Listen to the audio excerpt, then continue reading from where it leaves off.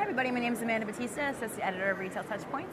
I'm here today with Dave Vehec, who's the Senior Vice President of Retail Segment at Genco. Thanks for being with us, Dave. Well, welcome. I'm glad to be here.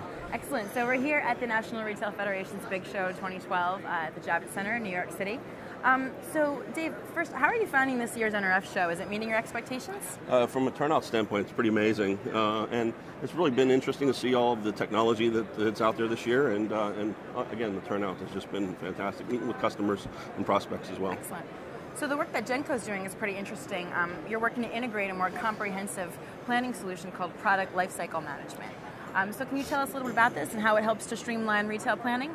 Sure. Product lifecycle management is actually a game-changing approach to supply chain management, where we're actually looking at it as a whole instead of just looking at one segment. And by that, we're able to save our customers 10 to 20% in the marketplace from their cost of doing supply chain management. Excellent. And can you speak to some of those challenges?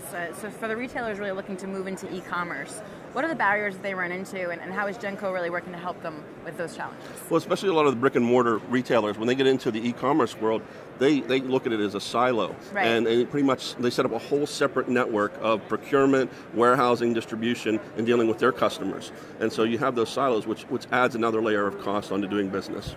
Absolutely.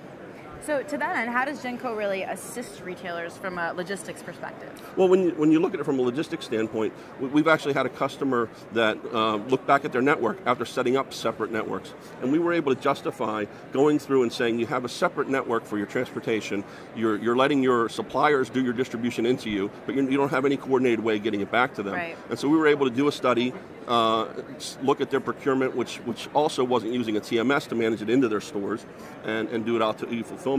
And by that, we were able to save them roughly 30%, probably $2.5 million annually in business for them. Wow, excellent. So that's one example, but are there any other customer case studies that you'd like to share with us? Yeah, and when you look at the e-commerce world, we took one customer that had disparate channels. They had their channel for their regular brick and mortar, and then they set up an e-commerce channel.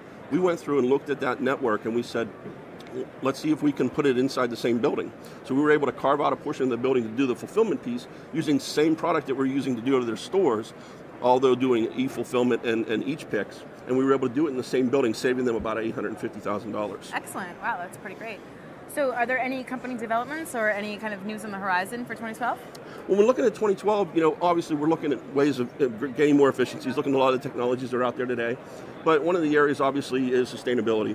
And when we're looking at closing that full product lifecycle management loop for our customers, we're looking at what we can do to provide them a better path for their products when they're finished with it, when the product doesn't get sold or comes back, and how we handle that going through to then raw materials, which then goes back into manufacturing new products. Excellent. Well, Dave, thanks so much for taking the time to meet with us and tell us more about Genco. And thanks, everybody, for watching.